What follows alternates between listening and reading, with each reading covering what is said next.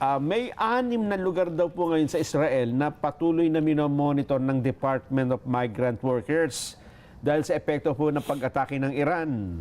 Ayon sa DMW, posible daw pong may mga Pilipinong naninirahan sa mga lugar nito kaya mahigpit ang kanilang pagbabantay.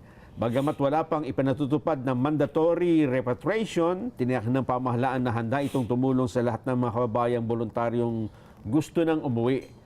Sa pinakahuling report po, sa kanilang tala ay sinabi ni Secretary Kakdak na halos 4,000 Pinoy wala po sa Israel at Lebanon ang napauwi na ng pamahalaan simula pa noong October 2023 dahil sa mga kaguluhan.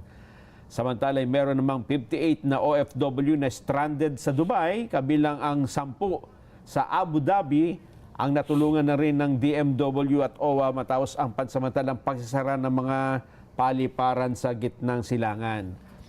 Sen, meron hong balita nung isang araw na may 3 mayor na na-stranded sa Israel at may sinasabing meron pang congressman pero itinanggi na ito ng pamunuan ng House of Representatives. Hindi daw natuloy yung mga mambabatas na pumunta doon. Ang alam kong nandun na congressman, former congressman. Ang former congressman Ted Montoro. Nakausap ko nga siya nung araw na yun na sinasabi na may na-stranded na mga congressmen.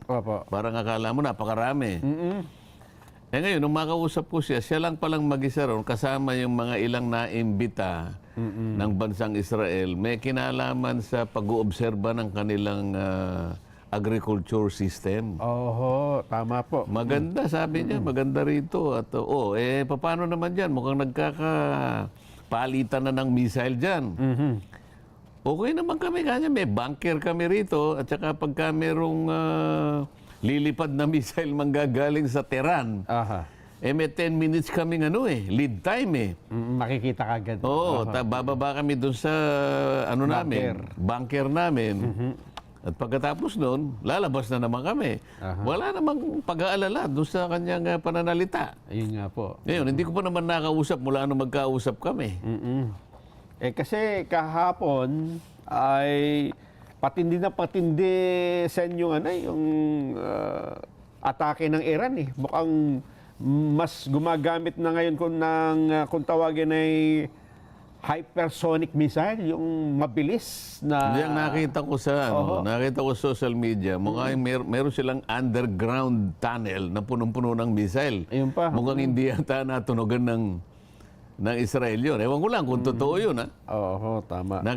Pinakikita nila talagang tunnel na mukhang mga missile ang laman Ang problema sa ngayon, hindi natin ma-distinguish kung ito ay reality o AI generated Yung ibang mga video. Yun na, kaya ang sinasabi ko, nakita ko lang naman.